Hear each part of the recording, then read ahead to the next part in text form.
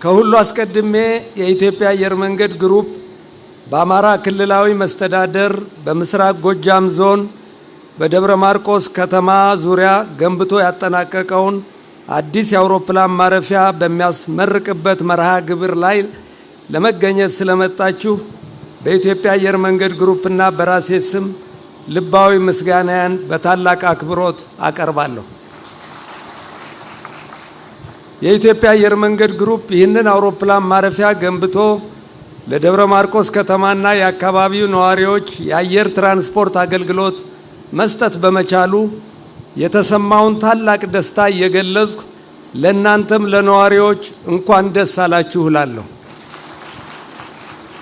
የኢትዮጵያ አየር መንገድ ለደብረ ማርቆስ ከተማ የበረራ አገልግሎት ይሰጥ የነበረው ከ50 ዓመታት በፊት ጀምሮ የነበረ ሲሆን አየር መንገዱ ዳይ6 የሚባሉትን አውሮፕላኖች ከአገልግሎት ውጭ ሲያደርግ በረራው ላለፉት 20 ዓመታት በላይ ተቋርጦ ቆይቷል።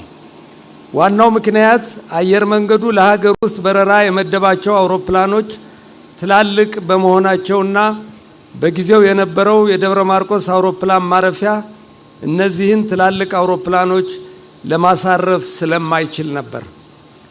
በዚህም ምክንያት የአካባቢው ህብረተሰብ ወደ አዲስ አበባ ለመጓዝ ሲፈልግ አድካሚ የሆነውን የአባይ ወንዝ ሸለቆ በማቋረጥ 300 ኪሎ ሜትር በመኪና መጓዝ ብቸኛ አማራጭ ሆኖ ቆይቷል። ዛሬ አዲስ አበባ ወይም ባህር ዳር ከአንድ ሰዓት ባነሰ ጊዜ ውስጥ ደህንነቱና ምቾቱ በተጠበቀ የአየር ትራንስፖርት መጓዝ ችላችኋል።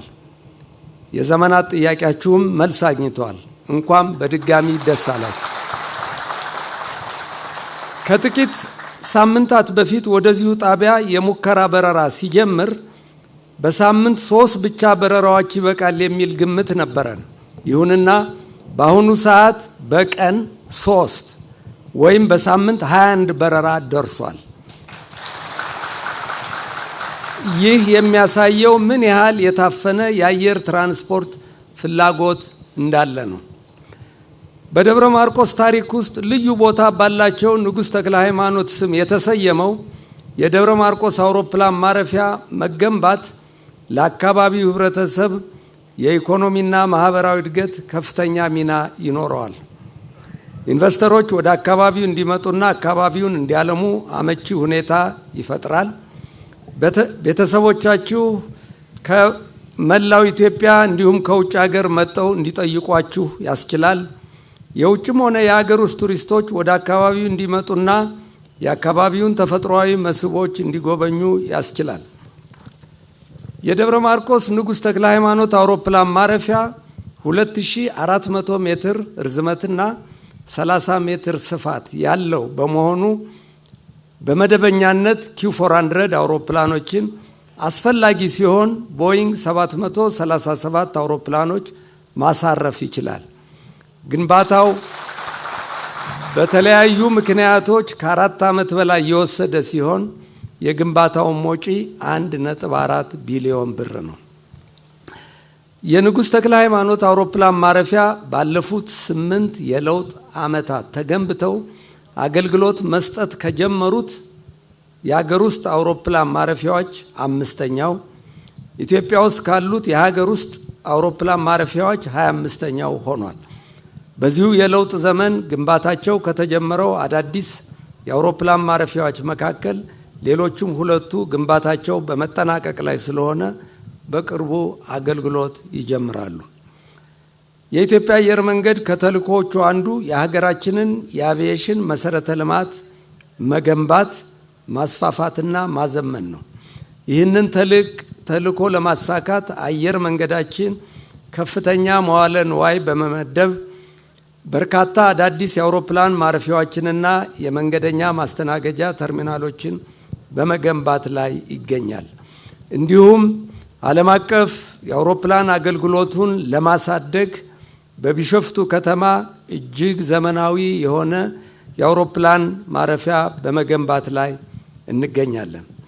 ዓላማችን ደህንነቱ የተጠበቀ አስተማማኝና ተደራሽነት ያለው የአየር ትራንስፖርት አገልግሎት በማቅረብ ሀገራችን እያካሄደችው ያለውን ፈጣን ሁለገብ እድገት ማሳለጥ ነው።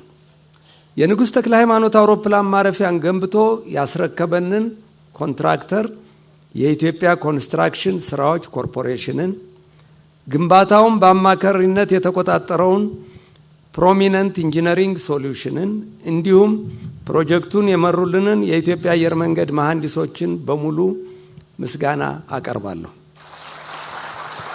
የአውሮፕላን ማረፊያውን መሬት ነፃ አድርጎ መስጠትን ጀምሮ ግንባታው እንዲካሄድ ሁኔታዎችን ያመቻቹልንን የአማራ ክልላዊ መንግስትን የምስራቅ ጎጃም ዞን መስተዳደርና የደብረ ማርቆስ ከተማ አስተዳደር አመራሮችንም ከልብ አመሰግናለሁ።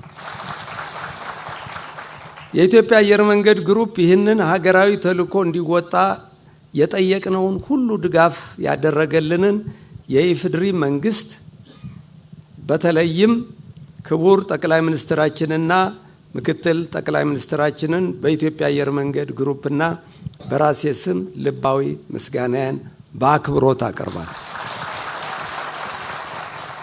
በመጨረሻም ለምስራቅ ጎጃም ዞንና ለደብረ ማርቆስ ከተማ ነዋሪዎች፣ ለአካባቢው ተወላጆች በሙሉ እንደገና እንኳን ደስ አላችሁ። መጪው ጊዜ ለመላው ኢትዮጵያውያን የሰላም፣ የፍቅር፣ የእድገትና የብልጽግና ዘመን እንዲሆንልን እመኛለሁ። አመሰግናለሁ።